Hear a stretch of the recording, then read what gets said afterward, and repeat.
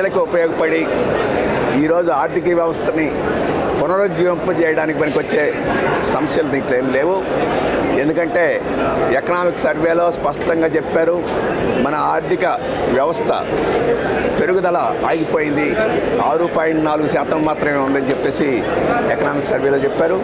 వచ్చే సంవత్సరం కూడా 6.3 నుంచి 6.8 మధ్యలో ఉంటుందని చెప్పేసి చెప్పారు.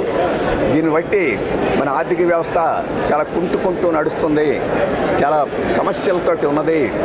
దీన్ని అధిగమించాలంటే బడ్జెట్లో ప్రజల కొనుగోలు శక్తిని పెంచే భారీగా పథకాలను ప్రవేశపెడితే తప్ప సాధ్యం కాదు అని చెప్పేసి మనకు అర్థమవుతుంది.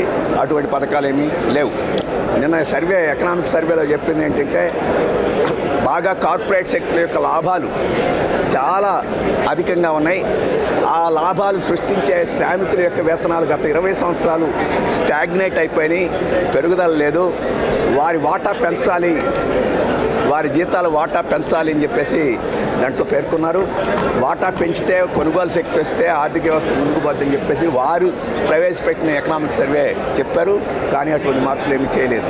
ఇప్పుడు ఇన్కమ్ ట్యాక్స్ స్లాబులు పెంచాము అని చెప్పేసి ఇంకొక వారం తర్వాత ఇన్కమ్ ట్యాక్స్ బిల్లు కూడా పెట్టబోతున్నారని చెప్పేసి ఒక ప్రకటన చేశారు.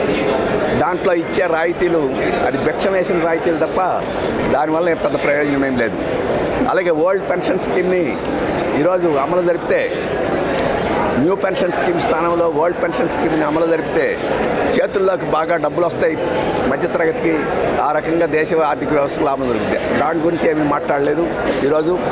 అలాగే పోయిన సంవత్సరం బడ్జెట్లో ప్రవేశపెట్టిన కొత్తగా ఉద్యోగాలు ఇచ్చే వాళ్ళకి ఇన్సెంటివ్స్ అని చెప్పేసి అన్నారే పోయినసారి బడ్జెట్లో, అవే మళ్ళీ చెప్పారు తప్ప కొత్త ఏమీ లేవు.